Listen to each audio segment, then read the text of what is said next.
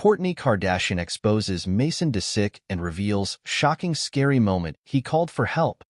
In the quiet suburbs of Los Angeles, a seemingly idyllic scene quickly descended into a parent's worst nightmare.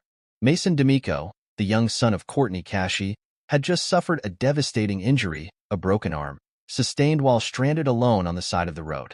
For Courtney, a new mother who had spent the last 40 days in a self-imposed newborn bubble, this was a harsh and unexpected wake-up call, shattering the illusion of the perfect postpartum experience she had been desperately trying to maintain. But before we continue, please subscribe and turn on the notification bell for updates. The story of Mason's accident unfolded like a gut-wrenching drama. Courtney, fresh off her extended period of seclusion, had been enjoying the precious moments with her newborn baby, Travis Barker. She had meticulously crafted a serene environment, shielding herself and her infant from the outside world, determined to create the ultimate nurturing experience. But the tranquility of her self-imposed isolation was shattered when her older son, Mason, called with the alarming news. He had broken his arm and was alone, stranded on the roadside, without food or water.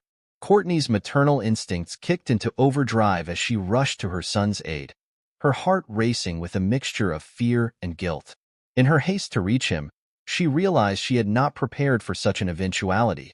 She had no saved breast milk for her newborn, a detail that only added to her growing sense of panic. The realization that she had been so consumed by the cocoon of new motherhood that she had neglected her other responsibilities as a parent was a harsh and sobering truth.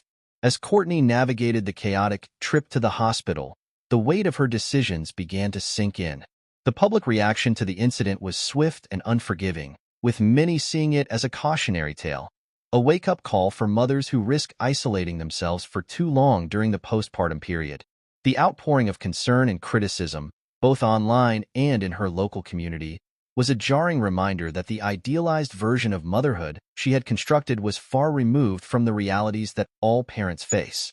In the aftermath of the incident, Courtney found herself grappling with a range of emotions. The guilt of not being there for her older son, the fear of the unknown regarding her newborn's well-being, and the overwhelming sense of failure as a mother. All of these sentiments threatened to consume her. It was a sobering lesson in the delicate balance that all parents must strike between the demands of caring for a newborn and the needs of their older children, as well as the importance of maintaining connections with the outside world. As Courtney navigated the road to recovery, both for her son Mason and her own sense of self, she began to reevaluate her approach to motherhood. The experience had forced her to confront the limitations of her newborn bubble and the risks of becoming too insular during this critical time. She realized that while the desire to protect and nurture her infant was understandable, it could not come at the expense of her other familial responsibilities or her own well-being.